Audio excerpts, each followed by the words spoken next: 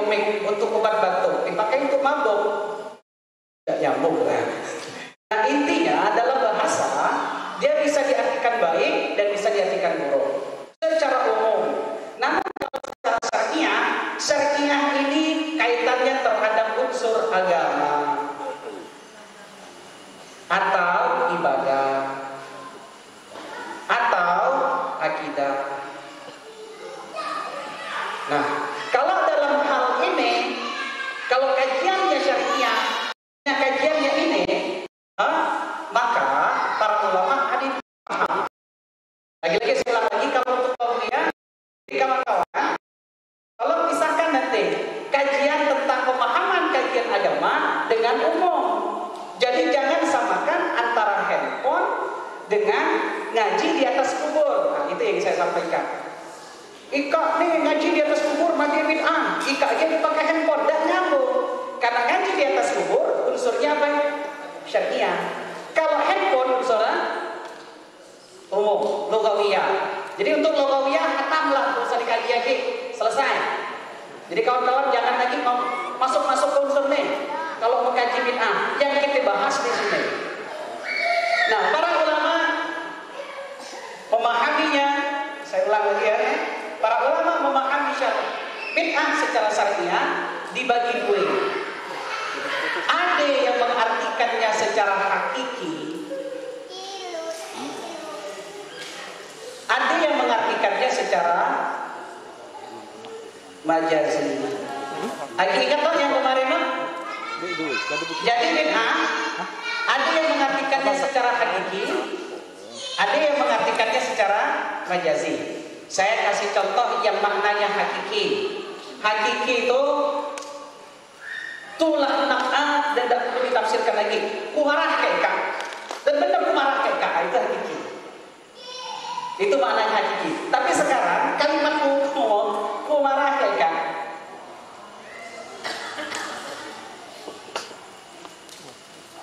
Ya, coba saya ngomong ini. Kumarah keka. Abang-abang kalau saya ngomong itu memahami saya ngomong itu, nah saya ngomong ku marah keka atau ku ngomong sesungguhan. Nyambung deh. Saya pengen ngomong, Bapak Ibu ku marah keka. Pasti Bapak Ibu dalam hati jawab, Ustaz Dede serius jawab. Marah apa jawab? Oh nyari marah benar, itu mana hakiki itu. Deknya Dede marah, dia ngel mungkin. Itu mana majazi. Artinya di balik setiap kalimat menghadirkan makna. Apa maksudnya? Kayak kemarin kami di Belitung, adik kawan namanya Bang Yadi ngomong macam ni. Apa-apa barang ikan nih. Beliau ngomong itu. Apa-apa barang ikan nih. Apa maksud beliau ngomong oke? Coba ada yang bisa merampalkan kalimat beliau itu. Apa-apa barang ikan nih. Itu nasi macam tu lah. Apa-apa barang ikan nih. Saksinya saya dan Bang Onding. Jadi kami berpikir apa yang maksud Bang Yadi ngomong kan?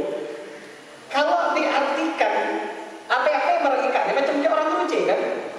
Apa-apa yang barang ikan nih. Tapi beliau tengah bawa plastik di dalam barang-barang kami. Nah inilah maksud daripada kata bid'ah. Kenapa para ulama ada yang mengartikan maknanya hakiki, maknanya majazi. Dari kalimat kullu bid'atin dhalalatun. Kullu itu artinya setiap bid'ah itu adalah sesat. Jadi setiap, apakah kata-kata setiap ini adalah sesungguhnya? Setiap bid'ah ini adalah makna sesungguhnya atau bisa diartikan makna majazi? Kalau diarti makna sesungguhnya, artinya dalam perkara agama yang dulu dari sekarang ada lah itu sesat. Itu paham pertama. Pendapat pertama. Yang dulu dari maulud sekarang ada maulud, artinya bid'ah. Dan bid'ah sesat.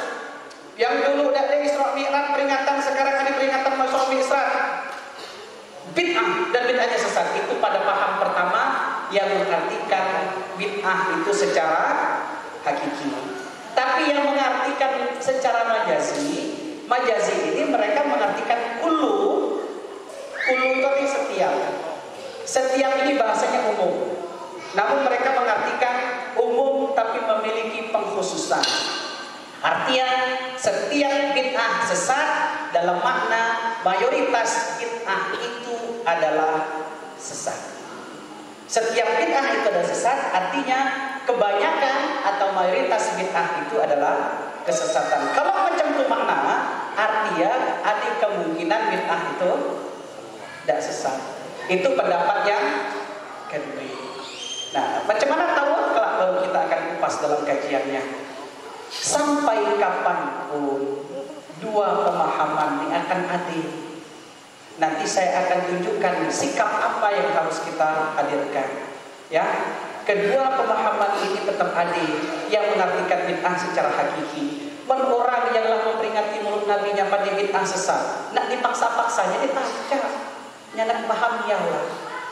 Tapi kalau ia mengatakan peringatan maulid Nabi ini ada kebaikan, seperti mana disampaikan oleh Imam Ibnu Hajar Al-Asqalani, dipaksa pada bid'ahnya enggak, karena yakin di balik itu ada kebaikan. Karena mengartikan bid'ah ini bukanlah secara hakiki tapi majazi. Contoh, ini kan umum, biar paham ya. Ini makna umum, tapi ada penunjukan pengkhususan. Saya sering sampaikan di dalam Al-Quran. Terkadang Allah Subhanahu wa Ta'ala atau dalam hadis menggunakan kata-kata yang bermaksud lawan daripada itu maknanya. Katanya khusus tapi maksudnya umum. Ya seperti saya kasih contoh kan, wala taqul lahuma uffin, dan janganlah berkata ah. Yang dilarang terkesana saja. Bayangkan kalau orang tak pernah berguru dan baca Al-Quran, dan janganlah kalian berkata kepada orang tua kalian. Jadi paham ilmu. Jadi yang pahami bahwa yang dilarang orang tua hanya membulek jadi, ngeruceh jadi. Mak deh, tahu tak mak tuh, mak larang deh. Nah, kamu cuma daripada ngomong berusaha. Apa betul nih? Ini kata khusus tapi bermaksud umum. Maksudnya ngomong tidak jadi, apalagi lebih daripada Nah, ini misalkan kemarin kita kasih contoh, diharamkan daging babi. Diharamkan daging babi. Pertanyaannya, yang diharamkan apakah dagingnya saja atau keseluruhan babi? Coba, yang diharam dagingnya atau keseluruhan babi? Tahu dari mana? Kan Al-Quran ngomong, ini mohon maaf, kan Al-Quran ngomong, diharamkan kepada kalian makan daging babi. Harusnya kulitnya jadi, tulangnya jadi, otak sapi itu nyaman, otak babi udah tahu. Otak kan bukan daging, limpah itu bukan daging. Nah, tapi Ustaz ini tak paham lah. Dalam kajian ilmu usul fiqh, dalam kajian kitab, dalam kajian ilmu Quran, di dalam Al-Quran itu memang Allah sering menggunakan kata khusus tapi bermakna umum, Ustaz. Di antaranya daging babi. Memang contohnya kata khusus tapi maksudnya adalah kata umum. Nah, itulah begitu juga yang ini. Ada juga di dalam Al-Quran atau hadis yang digunakan kata umum tapi juga maksudnya adalah pengkhususannya. Di antaranya adalah kullu bid'atin dolalatun. Setiap bid'ah itu sesat, dalam artian hampir mayoritas bid'ah itu adalah sesat. Nyambung kan? Nah, intinya sampai definisi insya Allah kita selesaikan dulu. Karena memang sudah kita sampaikan pekan yang lalu. Kita insya Allah hari ini akan masuk kepada pembagian.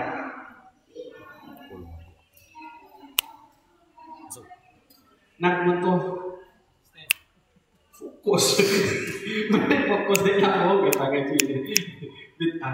Baik, Bang, saya tidak bisa kelihatan tapi ya, tidak apa, saya pakai gini aja. Silakan Bang, kita masuk ke ulama-ulamanya dulu Bang. Sebelum kita halaman 9, ulama-ulama yang memahami bid'ah itu secara majazi. Kalau saya sebut ulama yang mentafsirkan bid'ah secara majazi, itu artinya ulama yang membagi bid'ah itu jadi dua ya, hasanah dan sayyi'ah. Kalau saya mengartikan ulama yang menyebutnya bid'ah secara hakiki, artinya mereka yang menafsirkan hanya satu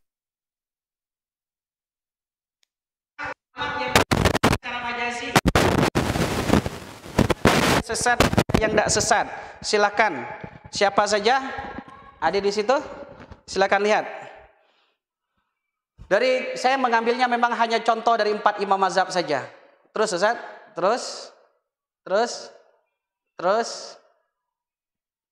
terus. Nah, ini yang pertama, ending yang ingin saya sampaikan, adab kita kepada para ulama ya.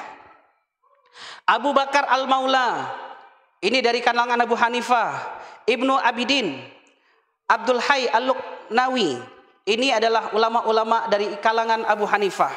Kemudian dari Malikiyah, Ibnu Abdul Bar, Qadi Al-Iyad, Abu Abdul Abbas Al-Qurtubi. Kemudian Abu Abdullah Al-Qurtubi. Kemudian Al-Qarafi. Kemudian As-Sa'labi. Kemudian An-Nahrawi. Kemudian Ibnu Asur. Ini dari kalangan Malikiyah.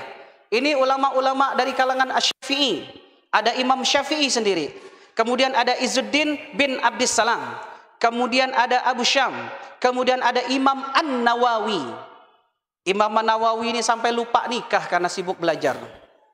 Kemudian Taqiyuddin As-Subki. Jadi wari. Kak, jangan macam saking sibuk belajar lupa nikah. Sekarang persentase perempuan banding 3:1. Kalau dirimu udah nikah lah, tambah banyak lagi yang bakal udah nikah. Gerda, kulah mulai nyepek-nyepek ke Ustazah Kamila sampai tahu dia nak wari. Kemudian Az-Zarkasi, Ibnu Hajar Al-Asqalani. Mohon maaf saya ingatkan lagi, Imam Hajar Al-Asqalani disebut dengan Al-Hafiz. Al-Hafiz ilmu hadis minimal hafal 100.000 hadis. Dan beliau dikatakan lebih dari 300.000 hadis hafalah. Lengkap dengan sanad. Masya Allah, dek kebayang kok. Kita tadi aku sampaikan 10 hadis pun kadang ingat pangkal lupa untut. Yang yang kulu, yalah maksudku ya. Nah kadang kita, yang maksudku dah hadis hafalan yang macam tu, yang kebenaran kabarnya yang kita antem. Mohon maaf, saya ingin sampaikan yang mengatakan Maulid Nabi boleh itu ya ini ya Ibnu Hajar Asqalani. Yang mengatakan talqin di atas kubur itu boleh yaitu paling atas Imam Syafi'i. Yang mengatakan kunut itu boleh ya paling atas Imam Asy-Syafi'i. Yang mengatakan kiriman Al-Fatihah kepada mayit sampai itu ya itulah Imam Syafi'i, Imam An-Nawawi. Mereka ini ulama kalian. Tidak dipakai, tidak apa-apa. Itu yang saya sampaikan.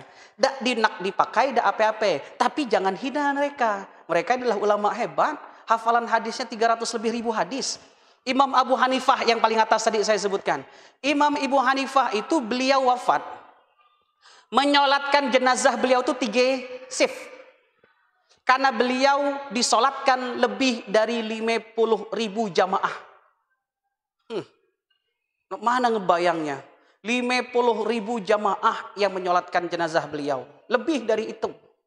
Hari ini, Ika nih ngapanya pakai mazhab ya? Siapa kita dibandingkan Imam Abu Hanifah? Maksud saya, tidak pakai silahkan. Tapi ketika kita lah menghujat, siapa kita dibandingkan Imam Abu Hanifah? Maka kami sering diingatkan, mana numin haula? Siapa kita dibandingkan mereka para ulama? Disinilah ada adab. Ya. Baik, saya lanjutkan. Dari kalangan Hanabilah, Imam Ahmad bin Hambal, ada Ibnu Rajab, kemudian Mari Al-Karni, kemudian ada Abdullah bin Fairuz Al-Ahsa'i. Inilah ulama-ulama yang mengatakan bahwa bid'ah itu secara syariah bisa ditafsirkan secara majazi. Artinya bid'ah itu bisa diartikan sesat dan bisa juga mendatangkan kebaikan. Ada tidak contoh di belakang, kita kasih contoh-contohnya.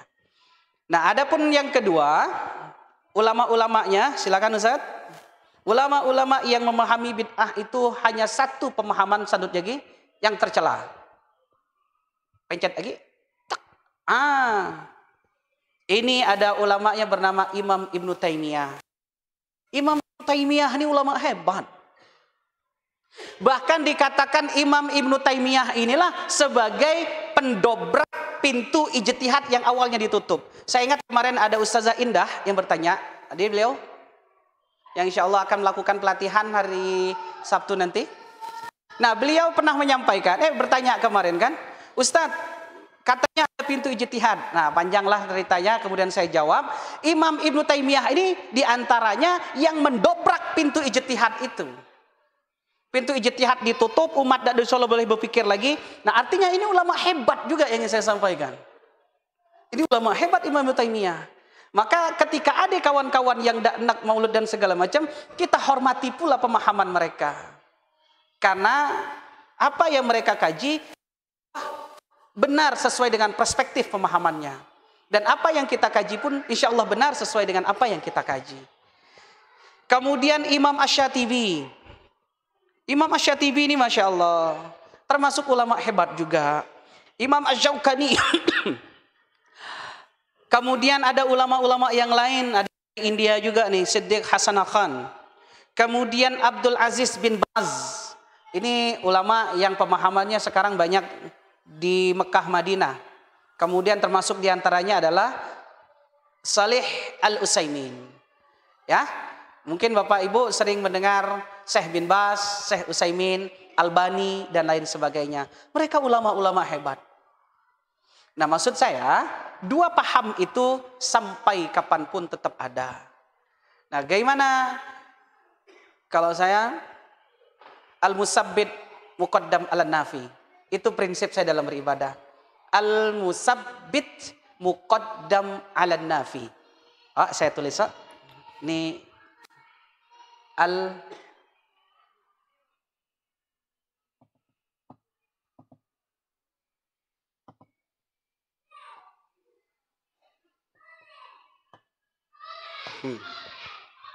al-musabbitu muqaddamun ala nafi. Yang sudah menjadi kebiasaan di tempat itu harus lebih dikedepankan daripada menghilangkannya. Saya ulang lagi. Yang sudah menjadi kebiasaan dan menjadi tradisi di daerah itu baik untuk dikedepankan daripada dihilangkan. Di Masjid Al-Muhajirin kami pakai kunut subuh. Ketika saya datang, karena saya pakai mazhabnya mungkin bukan Syafi'i, saya sholat, saya imam.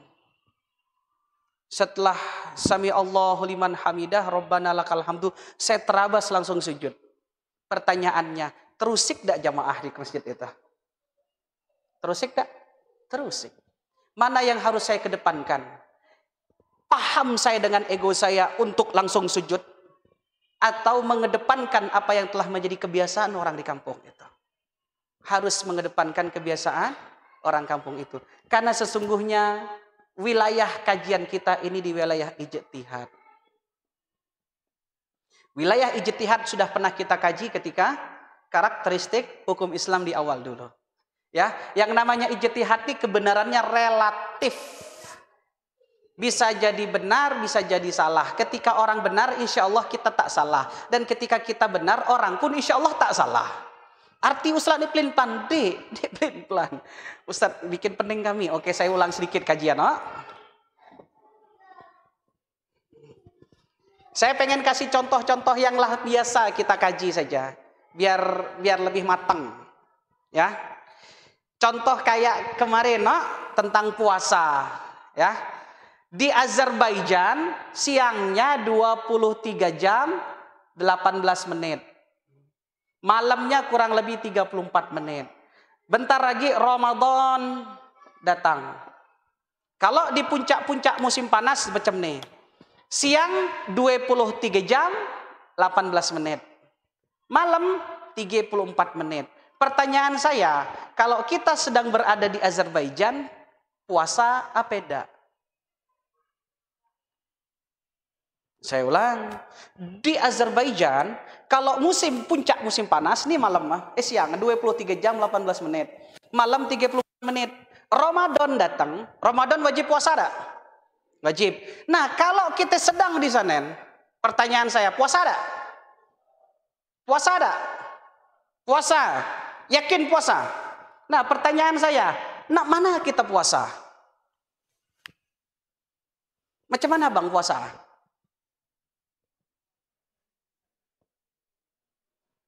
Ngasih gambaran loh, 34 menit malam. Di situ berbuka maghrib, isya, taraweh, sahur, subuh. Untuk 6 kegiatan nih, butuh berapa waktu? Berbuka puasa berapa menit? Manialah habis mari.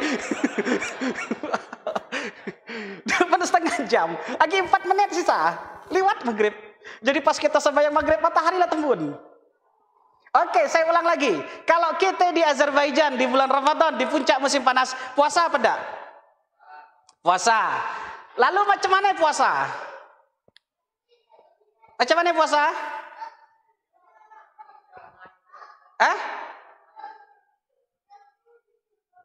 Mendirimu di situ.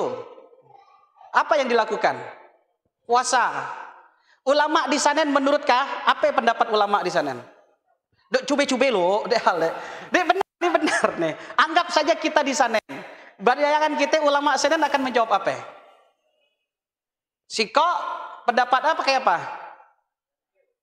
Dalil? Apa dalil lah? Dalil terbit matahari terbenam. Oh, pun kudek sanggup nih. Men pakai dalil terbit matahari sampai terbenam, yalah sahur, yalah buke ah. Ramadan ketemu, Idul Fitri dek ketemu gitu kita. Benar lah, Ramadan ketemu, Idul Fitri dek ketemu gitu udah ya. Oke lah, ikut nih si kok pendapat ah. Nih pasti dia anu dek dia simpatik adek. Pendapat kedua, pakai waktu, oke. Pendapat 3, jam dekat, ikut negara terdekat. Atau pendapat keempat, mengkodok dan segala macam. 1, 2, 3, 4, mereka semua sedang berijtihad. Pertanyaanku, yang si kok mana yang paling kuat pendapat? Tidak pacak kita mengklaim mana pendapat yang paling kuat. Karena kebenarannya adalah relatif. Yang kita begasak selama ini di sini. Pendapatku yang paling kuat. Dek, pendapatku. Begasak lah ikat. Nih lah contoh. Gara-gara si kok berbuka puasa, ngikut matahari terbit dan segala macam merasa paling hebat. Ika inilah kafir kalian nah. Lah jelas-jelas dalam Al-Quran terbit fajar sampai terbenam matahari. Man kami kafir. Sembahyang subuh tadi matahari lah terbit. Kafir kali. Tak, mohon maaf. Nah, itulah kembali kepada yang di atas tadi. Kalau saya menerapkan konsep ini, yang di atas, al-musabbit muqaddam ala nafi. Sesuatu yang sudah menjadi bukan disepakati ya, tidak disepakati, tapi sesuatu yang sudah mentradisi menjadi kebiasaan di kampung itu. Maka sudah itu saja yang kita jalankan, jangan dihilangkan. Nah, nanti terkait dengan materi bid'ah-bid'ahnya, kita lihat apakah ada dalil penguat atau tidak ada dalil penguat. Karena kembali lagi ke materi kita ini, bid'ah yang dilakukan ini apakah hasanah atau sayyi'ah. Kalau memang ada dalil sebagai penguat dan dianggap benar, sebenarnya dikaji kemudian ada landasannya, artinya ada kebaikan di sini. Maka jadinya hasanah. Tapi setelah dikaji-kaji, Ustaz kami tidak ketemu dalil Ustaz. Macam mana kami nak nemu sembahyang di depan taruh kembang. Ditaruh kembang, ditaruh foto, kami disuruh sembahyang macam ya. Di masjid kami disiap macam ya Ustaz. Ya sampai kapan pun tidak ketemu dalil. Dan tidak ketemu alasannya untuk membenarkan. Yang seperti ini, bid'ahnya sayyi'ah. Ya, baik. Kita lanjut Ini silahkan dipakai konsepnya. Siapa yang ngomong ini? Yang ngomong ini adalah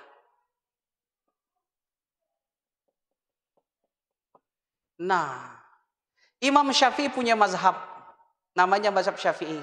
Tapi beliau pun bicara, jika kalian di satu tempat, maka pakailah mazhab yang sesuai dengan tempatan itu.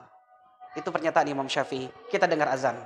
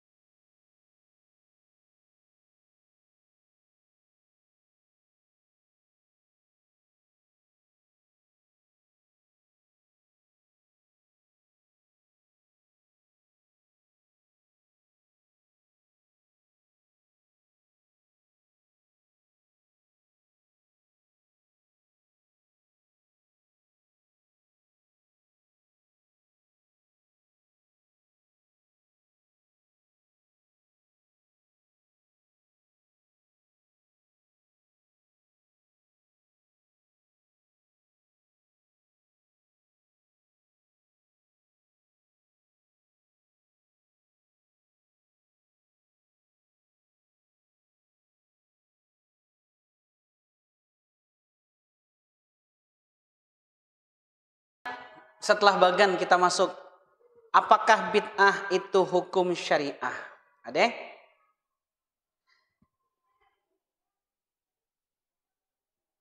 Baik. Sekarang kan ada yang bertanya, Ustaz, apa hukum peringatan Maulid Nabi? Bid'ah. Awak lah yang kutanya apa hukum? Bid'ah.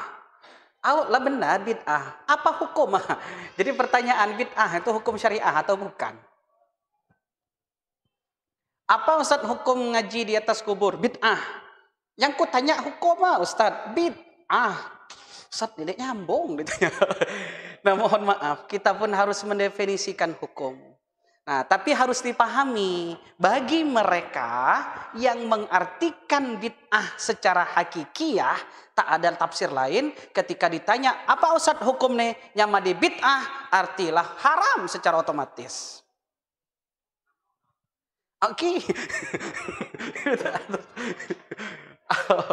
Jadi kalau mereka yang memahami makna bid'ah itu secara hakikoh, ketika ditanya apa Ustaz peringatan Maulid Nabi, bid'ah, tidak usah ditanya lagi apa maksudnya.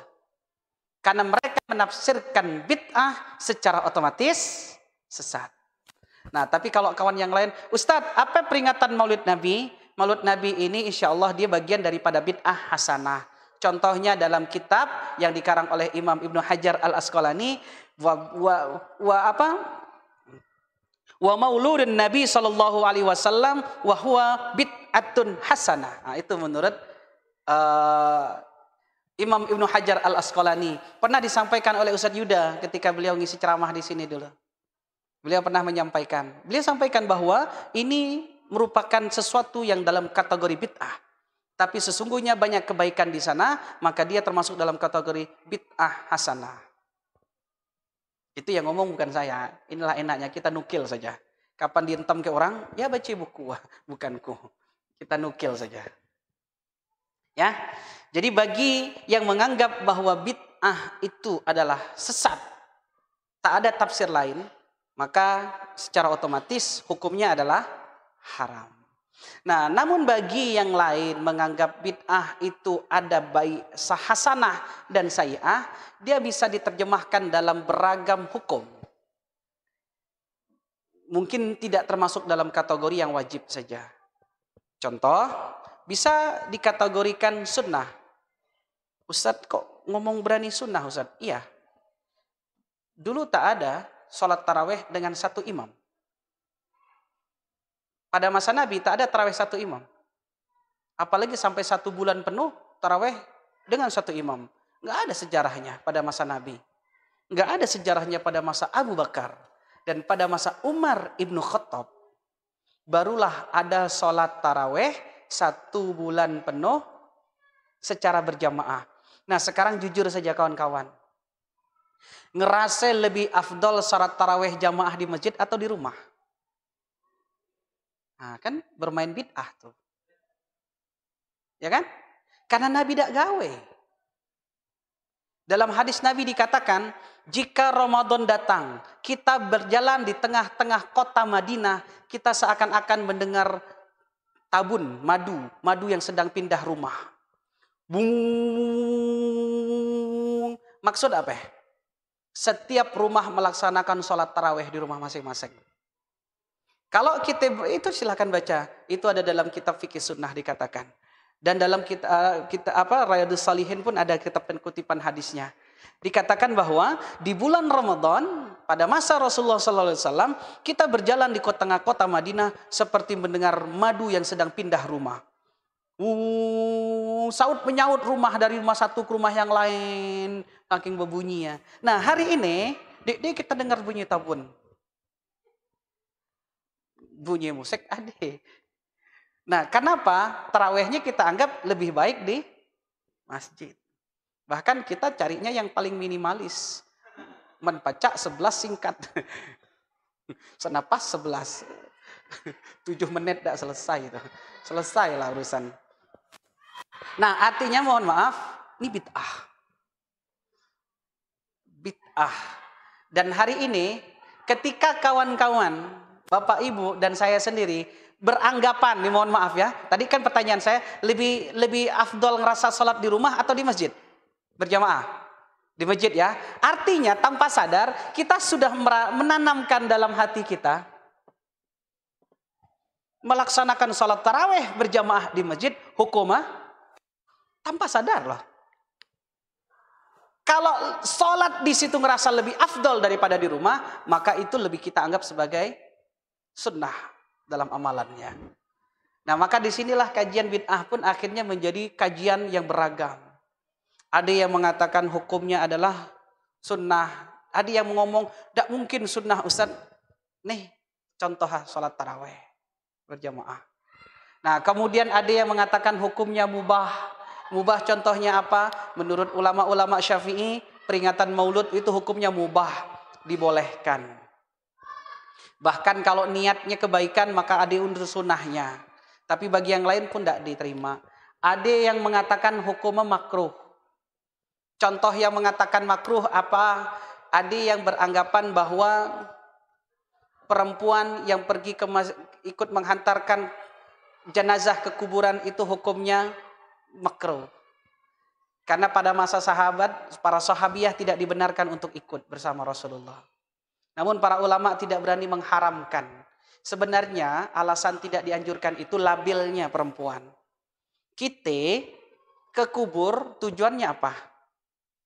Menghantarkan jenazah ke kubur tujuannya apa? Tidak ada tujuan lain. Lizikri mautikum. Untuk mengingat kematian kalian. Pernah nengok mak-mak diantar ke kubur dek? Pas dibuka ringgo-ringgo tuh kan. Ujung-ujung kita pikulnya pulang.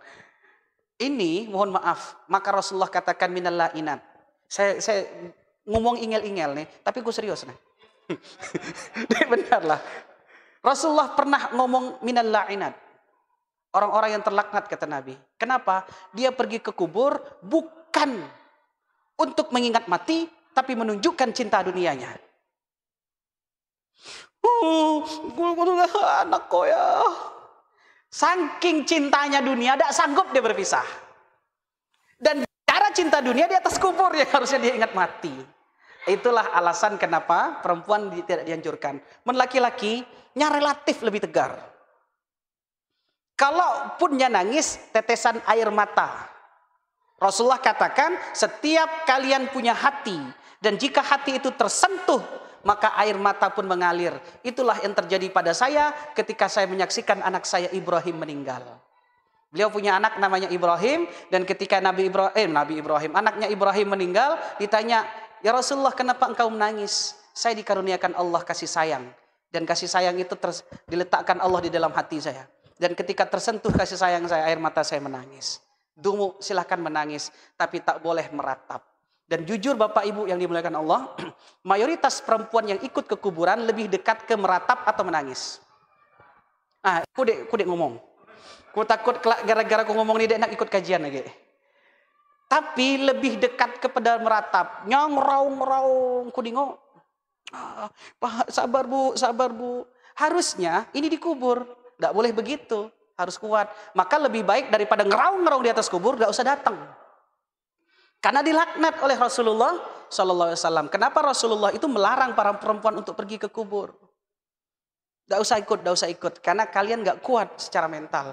Laki-laki dia insya Allah relatif lebih kuat mentalnya. Lebih kuat relatif ya. Bukan berarti kami jadi nangis. Kadang adalah nyesel yang selama ini tidak pernah berbakti ke ayah. Nangis ketika ayahnya meninggal. Itu manusiawi. Tapi yang tidak terima atas wafatnya itu, seakan-akan Allah tak adil dengan kebijakan ini segala macam, tak siap. Ya, saya mohon maaf, diminta untuk memberikan sambutan atas satu jenazah korban Lion Air. Saya tak perlu sebutkan keluarganya. Masya Allah, berat untuk memahamkan emaknya waktu itu kan. Saya diminta oleh Pak Victor. Pak Victor ini beliau wakil direktur RSBT.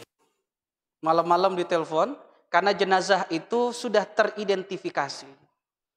Keluarganya minta tolong jenazah tidak dibawa pulang ke rumah dulu, tapi ditaruh di Masjid Al Furqon. karena takut maknya dek siap. Akhir telepon saya, Pak, besok itu kita nggak bisa ngebendung orang. Ratusan orang datang ke rumah, wartawan datang ke rumah. Siapa yang pacak membackup itu? Jangan sampai taunya nanti dengan cara yang tambah tak nyaman. Beliau ini saya sampaikan seperti ada duri di dalam badannya, seperti ada duri di kaki. Nyabut pertama mang sakit, tapi lepas itu hilang. Beliau sudah sadar dan paham. Apalagi firasat seorang ibu tuh jarang meleset lah.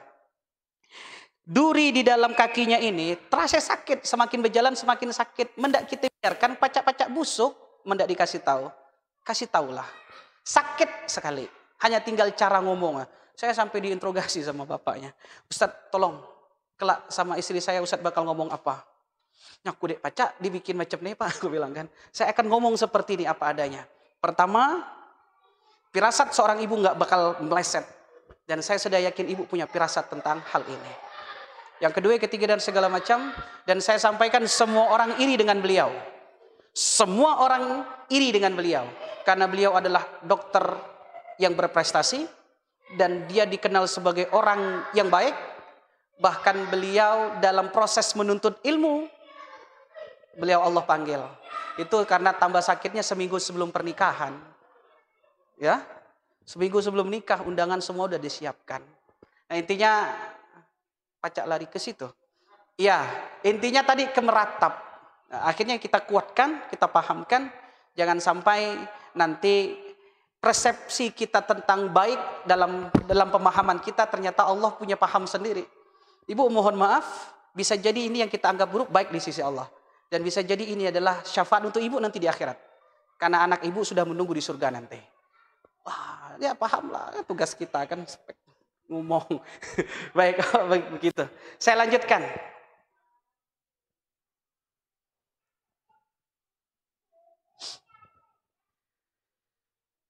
Nah, silakan slide selanjutnya. Izin, malam ini pembukaan MTQ di KB kok. Buyung nelpon. Nyuruhku ke situ. Tapi biarlah, mohon maaf. Baik, masuk ke catatan penting dan ini terakhir. Habis ini masih banyak materi kita yang lain, no? Karena tidak usah kita paksa. Ada sudah catatan penting? Bid'ah bukan hukum syariah. Namun perkara yang tidak bisa lepas daripada hukum itu sendiri. Itu bid'ah. Dia bukan hukum syariah. Tapi tidak bisa lepas daripada syariah itu sendiri. Nyambung nggak? Apa hukum nih? Bid'ah Ustaz. Ya betul. Dia bid'ah. Dia bukan hukum. Tapi permasalahan ini tidak bisa lepas daripada kajian syariat itu sendiri. Dan yang paling penting adalah bagian bawahnya. Nah itu yang paling penting. Bahwa bid'ah ini tidak pacak kita pahami secara utuh sebelum kita paham yang namanya kajian sunnah secara utuh. Karena apa? Kebanyakan kita mengatakan sesuatu bid'ah atau tidak dengan alasan tidak ada dalilnya. Adapun dalil kembali kepada sunnah. Saya kan sering kasih contoh sama Bapak Ibu. Hadis itu bagaikan mutiara. Ya kan? Mutiara ini akan indah ketika dilihat dari sisi manapun jadi indah. Bayangkan kalau mutiara itu seperti papan. Itu indahnya. Tapi dia tuh dilihat dari sudut mana pun, angle mana pun bagus. Itu mutiara. Nah hadis, sunnah, dia bagaikan mutiara. Kita harus melihatnya dari angle yang berbeda-beda. Dan orang pun akan melihatnya, akan mengambil intisari pun yang berbeda-beda. Jangan kita paksakan memahami satu hadis sesuai apa yang kita nak saja. Saya kasih contoh yang lagi-lagi sering kita sampaikan, biar lebih gampang untuk memahami. Ya, sami'tu Rasulullah sallallahu alaihi wasallam yaqulu ba'da salati la haula wala quwwata illa billahil aliyil azim 3 kali. Ini hadis dari Abi Mughirah. Baik, ini sudah pernah kita sampaikan. Sami'tu, saya mendengar Rasulullah Shallallahu Alaihi Wasallam berkata setelah sholat, la haula wala quwata illa billah, la haula wala quwata illa billahil aliyil azim, 3 kali. Baik, yang menyampaikan siapa? Siapa yang ngomong? Coba, siapa yang ngomong? Abu Mughirah atau Abi Mughirah. Baik, siapa yang ngomong? Abu Mughirah. Abu Mughirah ngomong apa? Saya mendengar Rasulullah SAW menyampaikan.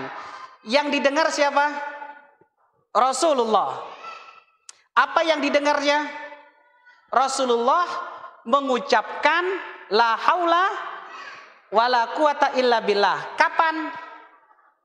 Setelah sholat. Baik, saya runut. Yang ngomong Abu Mughirah, yang diomongin tentang Rasulullah, yang diomongin adalah Rasulullah setelah sholat baca la haula wala quwata illa billahil aliyazim 3 kali. Pertanyaannya,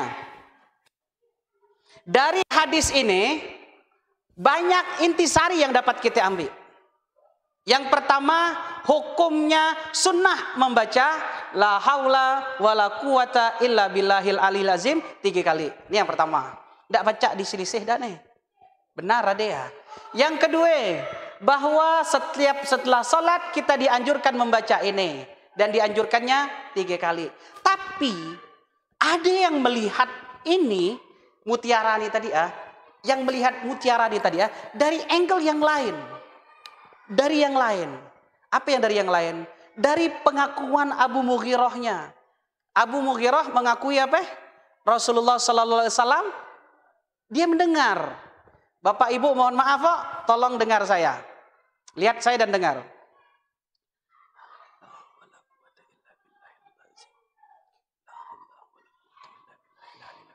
Kedengar tak? Saya ulangin. Fokus, dengar. Semut gitu dengar.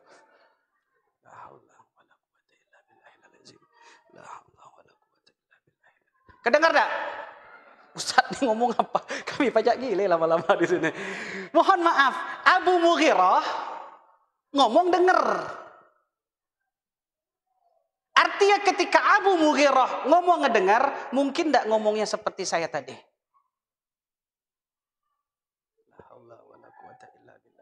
Kedengar tak? Kedengar?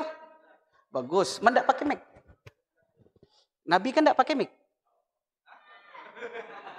Oh, Nabi kan tidak pakai mic. Nabi itu ngomong begini.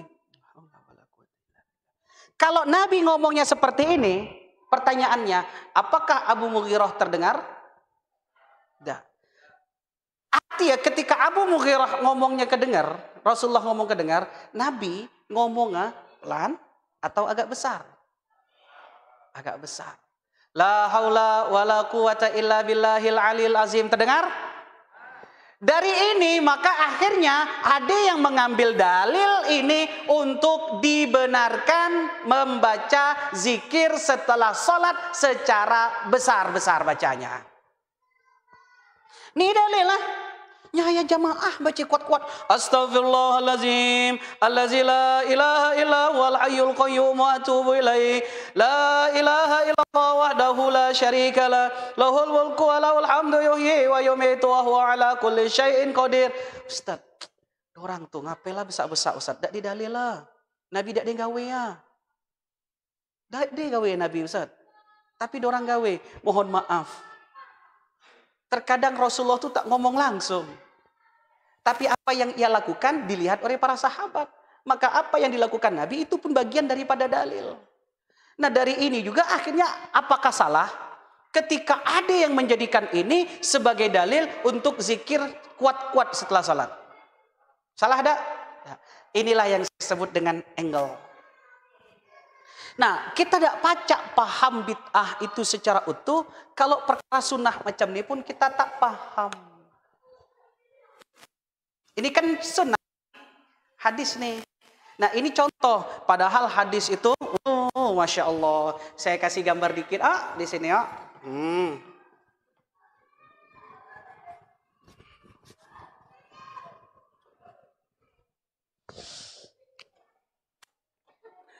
Rasulullah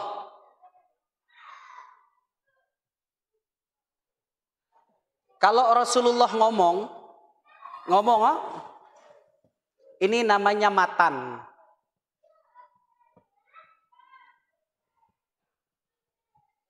Rasulullah Shallallahu Alaihi Wasallam ini namanya matan. Kemudian nak sampai kepada matan ini ada namanya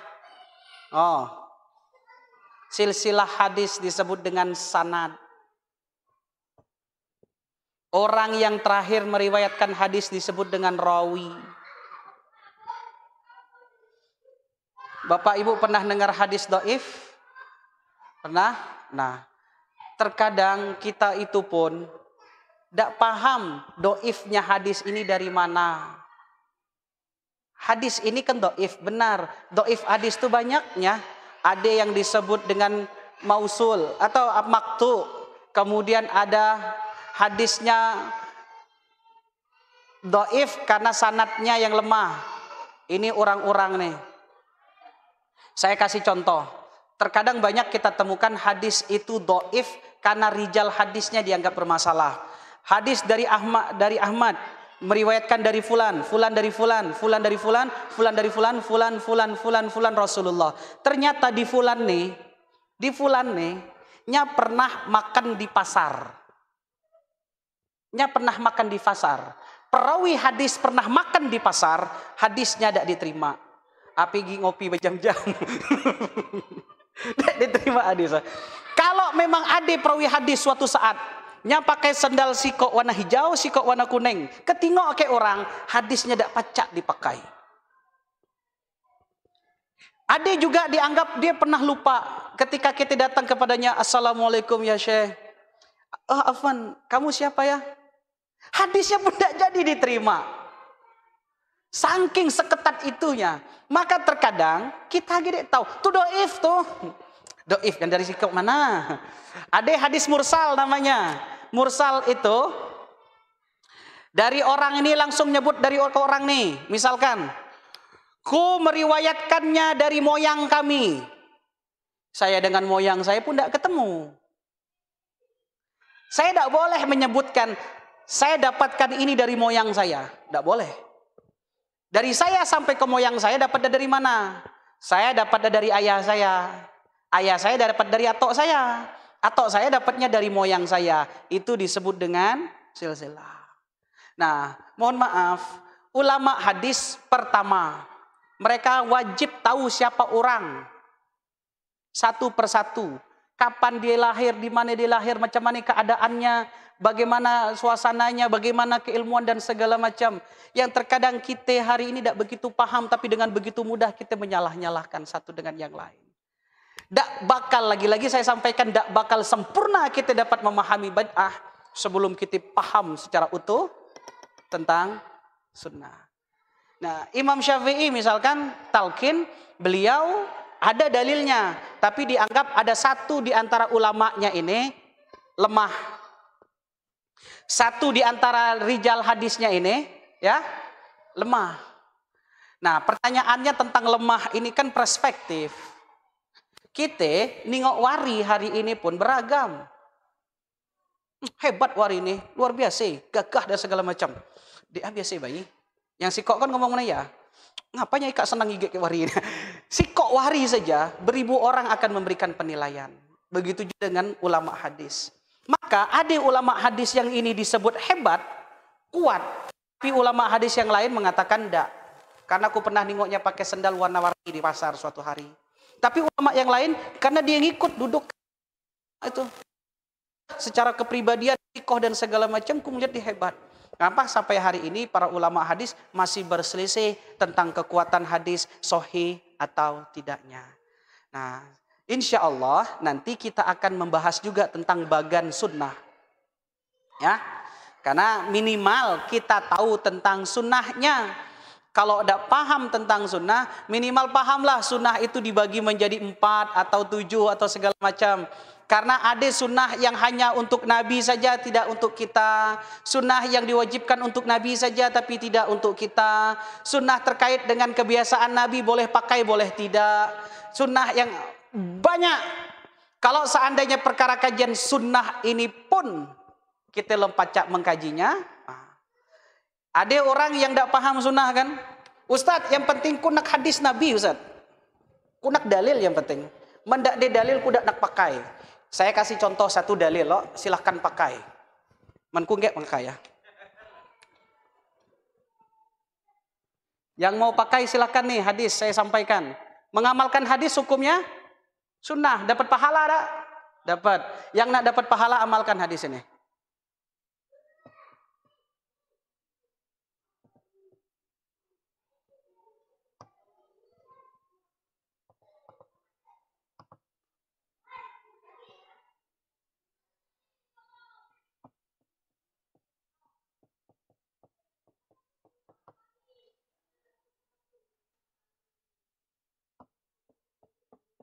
Oh. Saya bacakan. Faman ahya arda maitatan fahiyalahu. Barang siapa yang menghidupkan tanah yang mati atau tanah yang kosong, maka tanah itu menjadi hak miliknya. Amalkan, ini sunnah. Hadis Nabi. Tuh di Anyar tuh. Samping Polda, depan kantor DPRD tuh, tanah kosong. Babat, robohkan semua pohon, bikin gedung. Bikin gedung, bikin masjid. Kelak datang Polda kan, kalian ini bangun di tanah kami. Bapak nggak pernah belajar Al-Quran. Bapak tidak pernah belajar hadis. Bapak Islam. Mengamalkan sunnah Nabi, apa hukumnya? Sunnah. Dalam hadis Nabi dikatakan, faman ahya arda maitatan fahiyalahu. Barang siapa yang menghidupkan tanah yang kosong, menghidupkan tanah yang mati, maka akan menjadi hak miliknya. Bapak ini berani-beraninya melawan hadis Nabi. Hancur gawe. Agi ngomong bid'ah yang macam ini, kalau nyambung kan saro kita. Mohon maaf Pak, saya bukan pengen menjengkel kita. Hanya kita sekarang ini saling tunjuk, saling jagur segala macam. Padahal yang kita sendiri lengah. Di mana kapasitas kita harus berbicara. Silahkan wari. Tanah Bang Teddy itu banyak. Bang Teddy ngamuk, Bang. Abang nih boleh lah gati ngomong hadis-hadis Nabi. Ini Bang hadis Nabi, mengamalkannya sunnah. Nah, yang macam nih harus dirunut dulu mengkajinya. Maka harus tahu ilmu sunnah.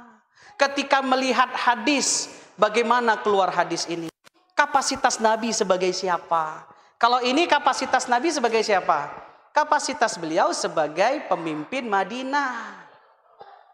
Ketika beliau menjadi pemimpin di kota Madinah, beliau melihat banyaknya masih miskin, secara khusus para muhajirin. Sementara air yang di situ masih memungkinkan dialiri ke gurun-gurun yang ada di sekitar Masjid Nabawi dan di sekitar yang lain.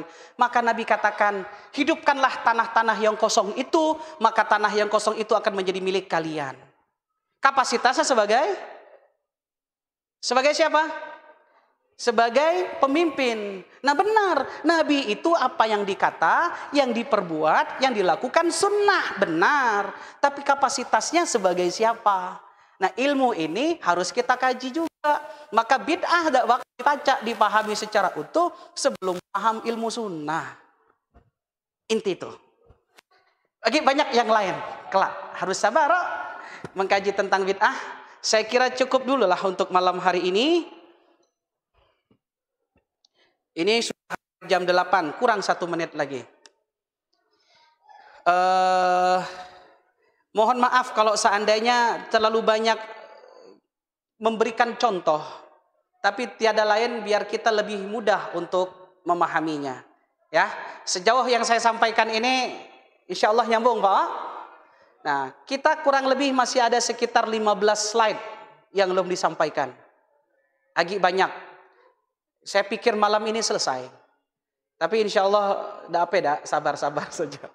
Saya serahkan lagi kesempatan ini kepada MC, memberikan kesempatan kawan-kawan yang mau bertanya.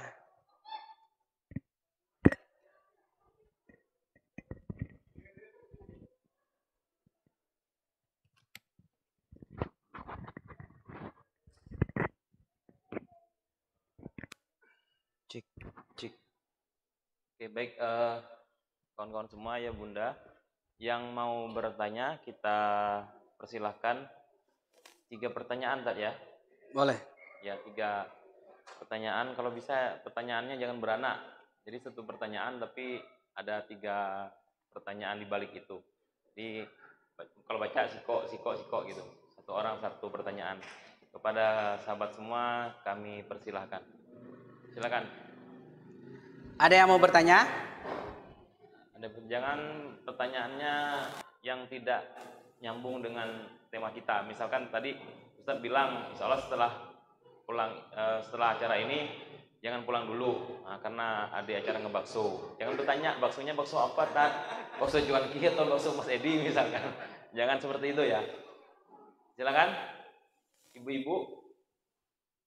Kalau ada dia bagus. Kalau dia bagus tetap. Ya, tapi kalau saya pribadi tidak tahu kalau yang kawan-kawan yang lain. Saya senangnya yang seperti ini. Jadi walaupun pelan gitu, banyak contoh, lebih paham gitu, lebih lama lekatnya daripada kita hantam slide-nya 14 habis gitu. Pulang-pulang tidak ngerti. Kalau ditanya orang bid'ah di rumah, tidak tahu apa tadi habis mun Ustaz gitu. Tanya ke Ustadz Didik Bela. Ya, kasihan kan Ustaz, padahal kita lah dapat kajian gitu. Silakan kawan-kawan. Ada? Bingung kayaknya kalau biasanya ya. Silakan. Layak mendapatkan award. Ustazah ini lagi yang bertanya. Kayaknya saya kenal. Silakan Ustazah.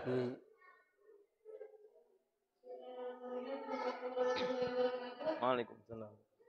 Assalamualaikum warahmatullahi wabarakatuh. Nggak hal dek, jangan beranak kesini bay.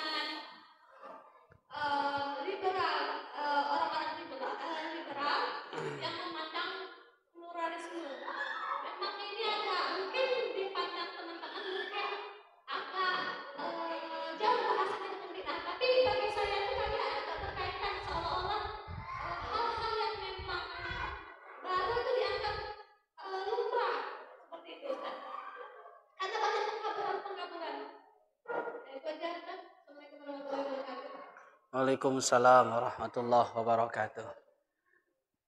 Hadis ahad, saya serasa tanggung kalau menjelaskan hadis ahad saja di sini. Ya, ada baiknya nanti kita masukkan dalam satu tema itu ya, tema tentang pengertian hadis dan sunnah, dan kita kasih gambarannya di sana. Nah, insya Allah nanti ada mutawatir, ada hadis hasan, hadis sahih, istilah-istilah dulu yang kita pelajari. Hadis ahad. Hadis ahad saya kasih contoh ya. Pernah tidak dengar hadis yang pengakuan ketika itu aku naik bersama Rasulullah, naik kuda bersama Rasulullah? Pernah dengar itu? Atau Rasulullah pernah menyampaikan, suatu hari Rasulullah pernah menyampaikan kepada saya? Pernah? Atau ketika itu disampaikan, saya pernah melihat Rasulullah SAW melakukan ini. Itu hadis ahad semua. Hadis yang keluar daripada Aisyah mayoritas semua hadis ahad. Ahad itu satu artinya. Jumlah di bawah 3. Yang merawi dari awal di bawah 3, di bawah 3, di bawah 3 ahad. Di antaranya innamal a'malu binniyat wa innamal likulli imri'in ma nawa, itu hadis ahad dari Umar Ibnu Khattab. Ya. Nah, jadi di mana kekuatannya insya Allah nanti kita kaji. Baik, yang kedua terkait dengan pluralisme, liberalisme dan yang lain. Saya dapat pertanyaan kemarin dari abang siapa bang? Kemarin kita di ngopi nih, abang siapa namanya? Bang Ferry. Ferry. Bang. Bang Ferry pernah menyampaikan kepada saya, Ustadz, dari yang Ustadz sampaikan itu kan tentang mazhab Ustadz ya. Mazhab. Lalu apakah yang mazhab ini yang disebut dengan umatku nanti akan terpecah menjadi 73 golongan?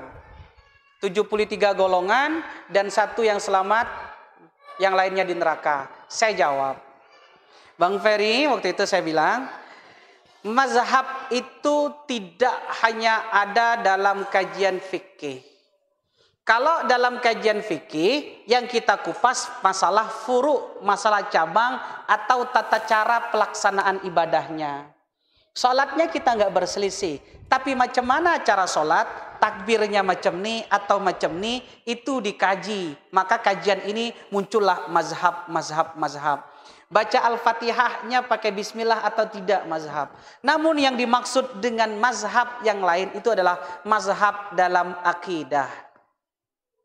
Selama ini kan kita dengar mazhab kan, mazhab apa? Mazhab Syafi'i, terkesan hanya fikih kan? Dalam akidah pun ada mazhab.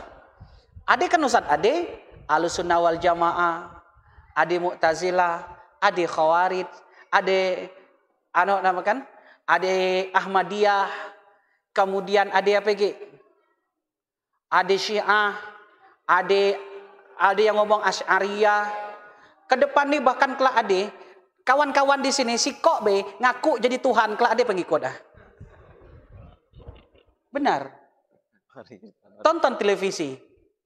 Ada orang ngaku jadi malaikat Jibril, banyak pengikut Pernah lihat? Ada yang ngaku sebagai Nabi Muhammad, banyak pengikut Ahmadiyah. Di India, tapi bukan Islam. Ya, yang Islam saja. Kemudian ada yang ngaku sebagai Tuhan. Islam, ada pengikut Dan sekarang begitu banyak seagi-agi, seabrak-abrak yang bakal muncul ke depan sampai gambaran Nabi nanti akan terpecah menjadi 73 golongan, itu wujud. Ada. Nah, yang disebut sama Ustazah ini pluralisme dan segala macam, apakah bagian daripada itu? Insya Allah nanti kita akan kaji Ustazah secara khusus ya. Dan ini masuk dalam kajian ini sebenarnya. Mazhab akidah. Di mana letak kita sama, di mana letak kita beda. Di mana kita layak untuk tolerir dan di mana yang tidak layak tolerir. Yang hari ini terjadi kebalikan. Untuk permasalahan tata cara ibadah kita disuruh untuk cerai-berai, berpecah belah. Tentang kunut dak kunut kita berkelahi, zikir berjamaah dak zikir berjamaah kita berkelahi, doa berjamaah dak doa berjamaah kita berkelahi. Tapi tentang masalah akidah kita disuruh toleran. Ini harus saling mentolerir. Masa mayoritas ke minoritas berbeda. Akhirnya kita sekarang dengan Ahmadiyah disuruh untuk mentolerirnya, kepada Syiah kita disuruh untuk mentolerirnya. Padahal kita harusnya tegas di situ, tenang sabarnya di perdebatan khilafiyahnya. Ya, baik itu Ustazah. Saya kira cukup Ustaz. Kalau ada lagi pertanyaan, cukup dulu ya. Cukup ya. Insya Allah di pekan depan kita akan lanjut ini, tapi saya ingin memberikan kesempatan Ustadz Firdaus dulu jika memungkinkan beliau yang ngisi. Beliau dulu, tapi nak lanjut yang ini, bid'ah ini biar tuntas, kita lanjut. Lanjut bid'ah, besok pun enggak? Besok kita di ngopi ya, insya Allah. Kulum nyiap materi, silakan. Oke baik, kawan-kawan semua ya Bunda. Alhamdulillah kajian privat kos kita pada malam hari ini selesai. Insya Allah nanti kita sambung lagi pekan depan. Dan Bang Wari insya Allah bersiap-siap karena minggu depan kita sudah mulai memberikan amanah MC ini kepada Bang Wari. Demikian, mohon maaf kalau ada salah-salah kata. Terima kasih banyak kepada guru kita Al-Ustadz Dede Purnama untuk ilmunya. Mudah-mudahan bisa kita amalkan. Mudah-mudahan kita bisa banyak paham tentang ini, karena memang kajian yang kali ini juga bikin banyak orang bingung gitu, bimbang. Alhamdulillah mudah-mudahan sedikit diberi pemahaman, kita paham gitu kan. Minimal ketika nanti ada hal-hal yang kita jumpai, kita tidak banyak berkelayagi gitu, karena kita nyala paham. Nah biarlah terserah orang, kan katanya tadi kata Ustadz itu hakiki, yang pegang hakiki kayak gitu semuanya sesat, pokoknya haram, biarlah tidak apa-apa. Nah kita memahami yang kedua ya gitu kan. Alhamdulillah, terima kasih banyak. Nanti jika ada apa-apa yang mau disampaikan dengan Ustadz, sharingnya secara pribadi, lebih privat lagi gitu kan, silahkan. Dan saya menyampaikan sekali lagi, mengingatkan amanah dari Bang Fajri tadi, Bang tolong sampaikan, setelah pulang ini jangan pulang dulu, kita ada bakso. Nah, kalau ini boleh nanya saya, Bang bakso cuanki atau bukan? Ya, kawan-kawan, alhamdulillah kita bersama-sama ucapkan alhamdulillahirabbil alamin, dan doa kifaratul majelis. Subhanakallahumma wa bihamdika asyhadu an la ilaha illa anta astaghfiruka wa atubu ilaik. Wassalamualaikum warahmatullahi wabarakatuh.